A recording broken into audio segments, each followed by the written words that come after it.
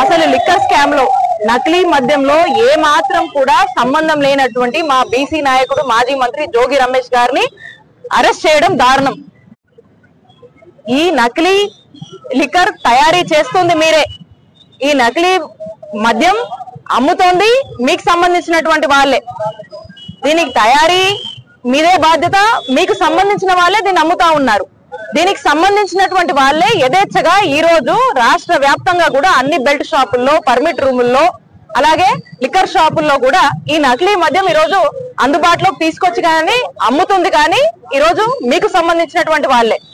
మరి ఇదంతా మాది కాదు, ఇది ఈ నకిలీ మద్యం యొక్కటువంటి వ్యాపారం ఈ రాకెట్ మొత్తం బట్టబయలైంది. కాబట్టి ఈ రోజు ఆ తప్పుని వైఎస్ఆర్ కాంగ్రెస్ పార్టీ మీద వేసి, వైఎస్ఆర్ కాంగ్రెస్ పార్టీకి సంబంధించినటువంటి ఒక బీసీ నాయకుడు జోగి రమేష్ గారి మీద వేసి ఈ రోజు వైఎస్ఆర్ కాంగ్రెస్ పార్టీ మీద బురద జల్లేటువంటి ప్రయత్నం చంద్రబాబు నాయుడు గారు చేస్తున్నారు. రాష్ట్ర ప్రజలందరూ కూడా చూస్తున్నారు, రాష్ట్ర ప్రజలందరూ కూడా తెలుసు ఈ తప్పు.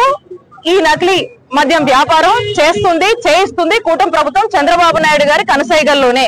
ఇది కేవలం డైవర్షన్ పాలిటిక్స్ లో భాగంగా వైఎస్ఆర్ కాంగ్రెస్ పార్టీకి, జోగి రమేష్ కి చుట్టి ఈ రోజు ఒక డైవర్షన్ కి ఈ రోజు దారితీస్తున్నటువంటి పరిస్థితులు మన రాష్ట్రంలో చూస్తా ఉన్నాము. ముమ్మాటికి ఈ నిజాన్ని రాష్ట్ర ప్రజలందరికీ కూడా తెలుసు.